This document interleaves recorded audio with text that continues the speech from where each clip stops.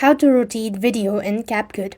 Welcome back to our channel. In this video, I'm going to guide you on rotating video in Capcut. So to rotate video in Capcut, you first of all need to open your Capcut app, log into your account.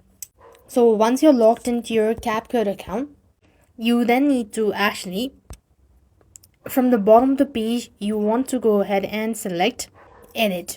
When you select edit, you just want to scroll or swipe towards your right, and then you want to look for transform.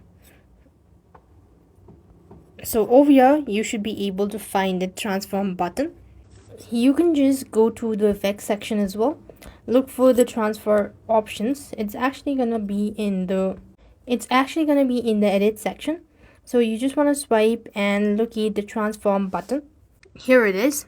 Now select that. You want to select rotate, what sort of angle you like to, and this way you'll be able to rotate video in Capcut. So with that being said, we've completed our steps. Thank you for watching. See you in the next video.